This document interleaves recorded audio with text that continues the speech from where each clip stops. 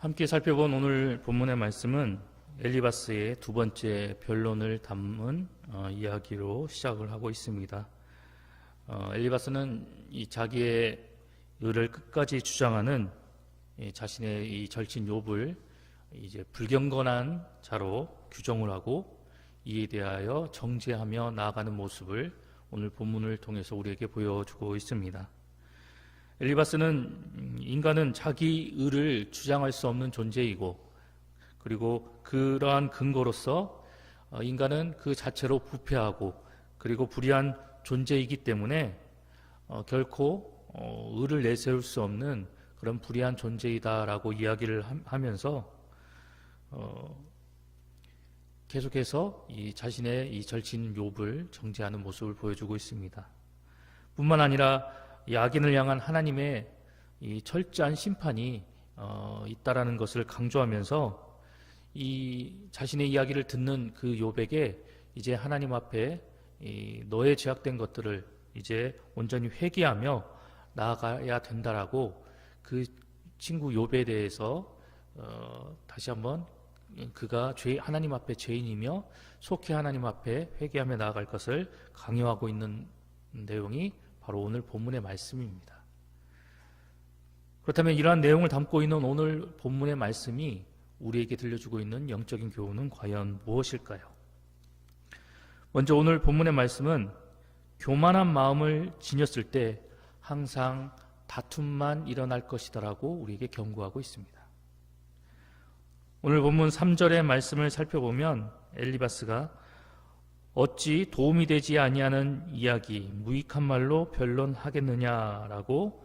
욥에게 반문하며 나아가는 모습을 보여주고 있습니다. 즉 앞서 이야기한 그 욥의 말은 헛되고 미련한 것이고 그리고 무익한 그런 말들이라고 이 엘리바스는 비난하고 그리고 책망을 하고 있는 것입니다. 특히 앞서 생각해서 욥에게 조언했던 자신의 말을 인정하지 않고 오히려 반박하고 의의를 제기하는 그런 욥의 모습을 바라보면서 아마도 엘리바스는 자신의 말을 인정하지 않는 그런 욥의 모습을 통해서 심한 굴욕감을 느꼈을지도 모릅니다. 이러한 감정이 결국 자신이 정말 위로해주고 감싸주고 보듬어줘야 될 그런 욥을 그러한 모습으로 바라보지 않고 최소한 고난 중에 있는 그 친구를 향해서 최소한의 연민과 그리고 동정을 보이고 그를 위로해 주었어야만 했었음에도 불구하고 오히려 엘리바스는 자신의 어떤 감정의 기복으로 인해서 정말 자신이 보살펴줘야 될 그런 욥을 오히려 죄인이라 취급하고 그를 정죄하고 비난하며 자신들이 충고하고 그리고 자신들이 조언을 들려주고 있음에도 불구하고 그것을 받아들이지 않는 완고한 사람이다라고 비난하기에 급급한 모습을 보여주고 있습니다. 그렇다면 자신의 절친임에도 불구하고 그리고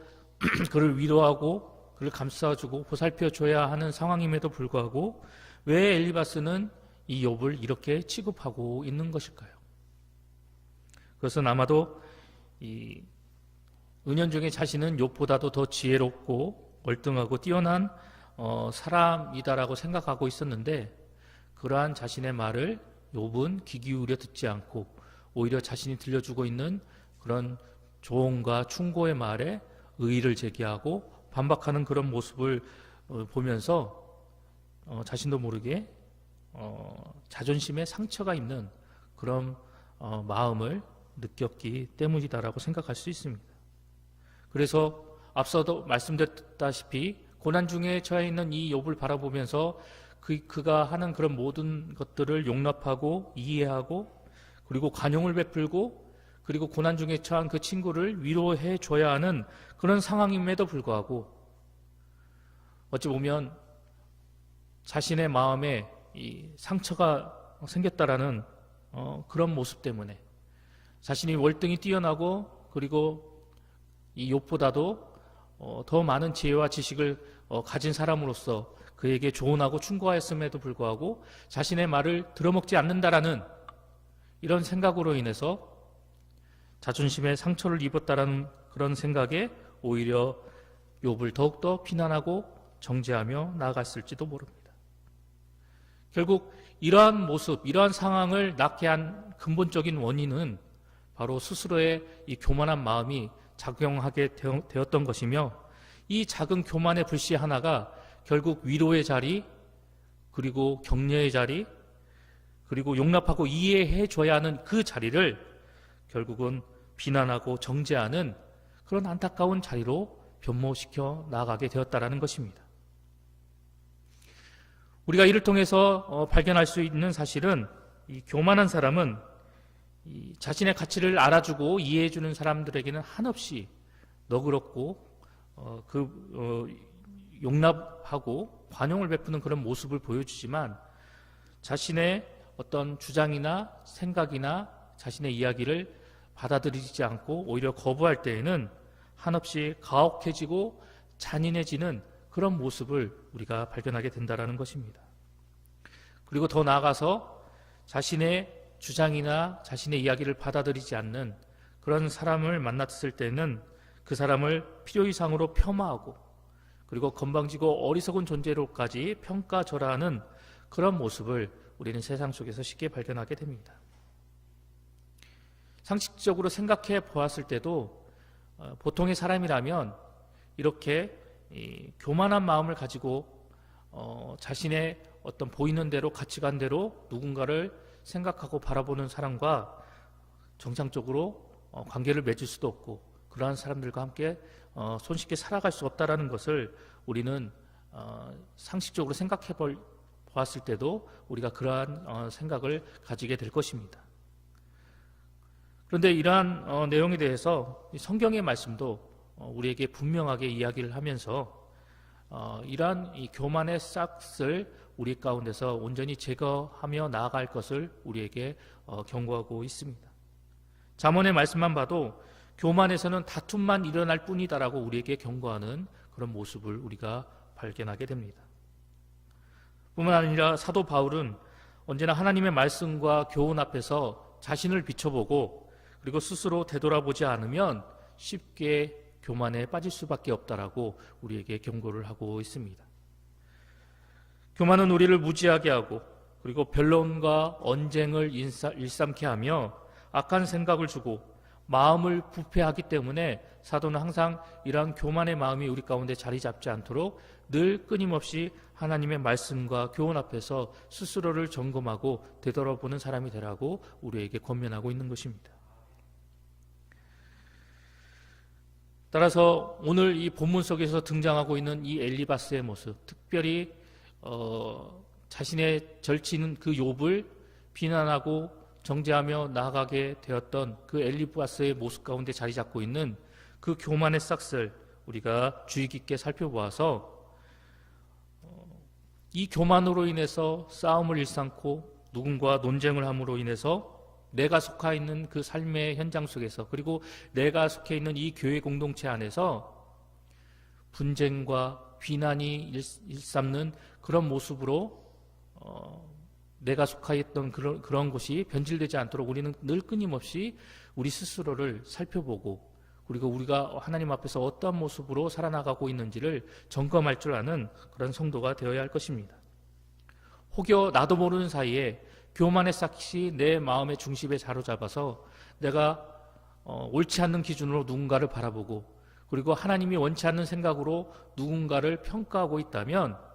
어서속히 그러한 모든 교만의 싹을 제거해버리고 늘 겸손한 마음으로 하나님과 이웃 앞에서, 그리고 내가 속해 있는 교회 공동체 안에서 언제나 바른 신앙의 모습으로 나아갈 수 있도록 우리는 끊임없이 우리의 모습을 되돌아보아야 할 것입니다.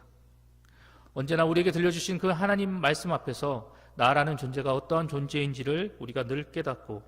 그리고 하나님 앞에서 나의 모습이 어떠한 모습인지, 특별히 나의 부족함과 나의 연약한 모습을 인지하여서 항상 겸손함으로 하나님 앞에 신앙의 길을 걸어가고, 그리고 내가 마주치는 그런 사람들을 나보다 낮게 여기고 존중하는 그런 마음으로 그런 사람들을 섬길 줄 아는 그런 성도가 되어야 할 것이며, 항상 내가 먼저 말하기를 좋아하고 누군가에게 지시하기를 좋아하는 것이 아니라 오히려 상대방의 말을 경청하고 들어주고 이해할 줄 아는 넓은 가슴으로 내가 속해 있는 삶의 터전 속에서 교회 공동체 안에서 화목과 일치를 도모하는 그런 성도의 삶을 살아가야만 할 것입니다. 이러한 삶의 모습이 오늘 하루도 여러분 가운데 나타나는 복된 하루가 되시기를 소망합니다. 두 번째로 오늘 본문이 우리에게 들려주고 있는 영적인 교훈은 성도는 세상의 현상과 기준으로 상대방을 판단해서는 안 된다는 것입니다. 오늘 함께 살펴본 본문 20절로 24절의 말씀을 살펴보면 엘리바스는 이 지혜의 전승에 입각하여서 악한 자의 생애가 어떠한지를 여러 가지로 묘사하며 나아가는 모습을 우리가 발견하게 됩니다. 엘리바스의 주장에 따르면 악인은 일평생 분노 속에 고통당하고 이 두려움의 소식만 들으며 늘 고통당하고 그리고 위험 가운데 늘 노출되어져 있는 존재, 그리고 환난 가운데 처한 삶을 살아갈 수밖에 없는 존재가 이 악인이라는 존재라고 우리가 보게 됩니다. 엘리바스는 이 악인의 존재가 이러한 삶을 살아나갈 수밖에 없는 비참한 존재다라고 20절로 24절을 통해서 욥에게 이야기를 하면서 어서 속히 하나님 앞에 회개하고 하나님 앞에 온전한 모습으로 나아갈 수 있도록 너의 죄악된 모든 것들을 고백하며 나아가라고 그를 정죄하고 있는데, 그런데 우리가 생각해 봤을 때 우리가 살아가고 있는 이 현실 속에서 오늘 엘리바스가 말하고 있는 것처럼 악인들의 모습이 언제나 비참하고 그리고 고통당하고 괴로운 모습으로만 살아가고 있는 그런 모습을 우리가 보게 되는 걸까요? 정작 우리가 살아가고 있는 이 현실을 바라보면 엘리바스의 말처럼 정말 악인들 중에는 비참하고 그리고 고난 중에 살아가고 있는 그런 악인들의 모습들이 존재하기도 하지만 그와 반대로 오히려 의인들보다도 더 잘나가고 더 형통하고 더 오히려 우리가 쉽게 이야기할 수 있는 것처럼 더 우리보다 더 많은 것들을 누리고 더 잘나가는 그런 모습을 우리가 악한 사람들의 모습 가운데서 쉽게 발견할 수 있는 모습을 보게 됩니다. 즉 엘리바스의 말대로 이 현실 속에서 살아나가고 있는 악인들의 존재가 다 이렇게 비참하고 고통 가운데 살아가는 그런 사람들의 모습이 아니다라는 것이죠. 그런데 이러한 사실을 의인의 그 사람들에게 적용시켜서 바라보았을 때 그가 말하는 관점대로 의인은 항상 복되고 형통하고 정말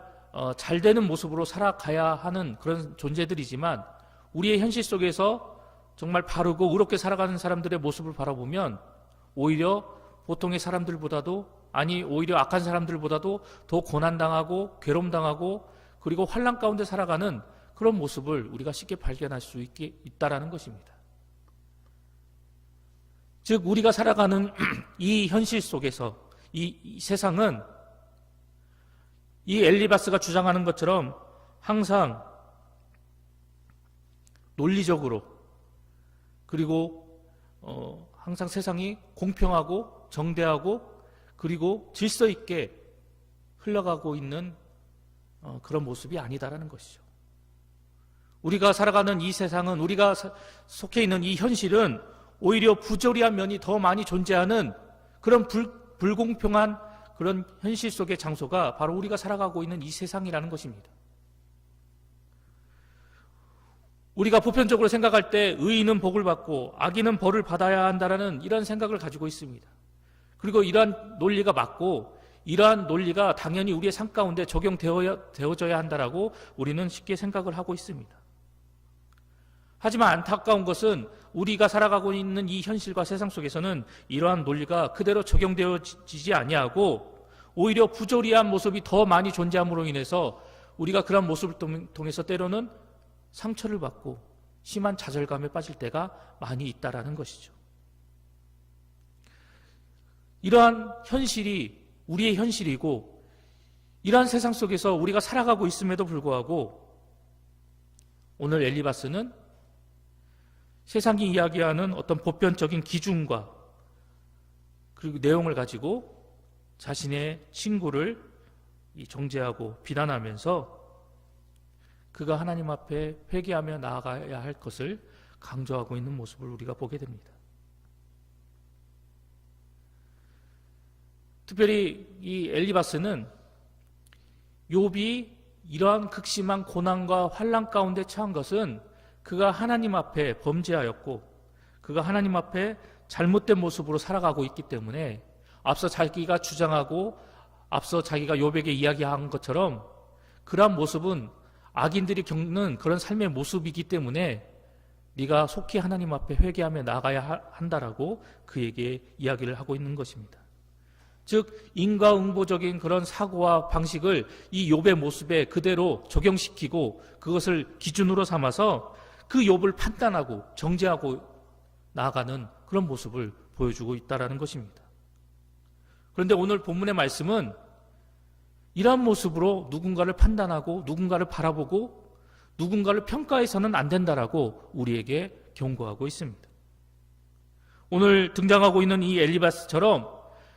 자신의 친한 친구 욥이 불행한 상황에 처했다고 해서 그가 하나님 앞에 범죄하고 그가 하나님 앞에서 악한 사람이다라고 그렇게 평가하고 그 사람을 바라봐서는 안 된다는 것입니다. 그런데 이런 생각과 사고는 신약시대에 이르러서도 동일하게 나타나고 있는 모습을 우리가 보게 됩니다. 예수님께서 공생의 기간 동안 사역할 당시에도 그 어떤 불행에 처한 그 사람의 모습이 자신의 죄악된 모습으로 인해서 그 사람이 불행에 처하게 되었다라고 바라보는 그런 모습을 우리가 신약의 모습을 통해서 발견할 수 있기 때문입니다. 특별히 이 날 때부터 소경인 사람을 마주치게 되었을 때 제자들이 예수님께 뭐라고 이야기를 합니까? 이 날 때부터 소경된 사람이 자신의 죄로 인해서 그가 소경이 된 것인지 아니면 그의 부모의 죄로 인해서 그가 이렇게 소경이 된 것인지를 예수님께 물어보는 장면이 요한복음 9장에 기록되어져 있습니다. 그런데 이때 예수님께서는 뭐라고 말씀하십니까? 너희의 말처럼 그가 그의 죄악으로 인해서 소경이 된 것도 아니고 그의 부모의 죄로 인해서 그가 소경이 된 것이 아니라 단지 하나님의 역사하심을 나타내고자 하는 하나님의 놀라운 섭리로 이러한 모습이 나타나게 되었다라고 제자들의 잘못된 생각을 고쳐주시는 모습을 우리가 살펴보게 됩니다. 그런데 안타까운 것은 이런 잘못된 생각과 잘못된 모습으로 주어진 삶을 살아나가는 성도들이 많이 존재하고 있다는 사실입니다. 불행한 사람을 만나면 당연히 위로해 줘야 되고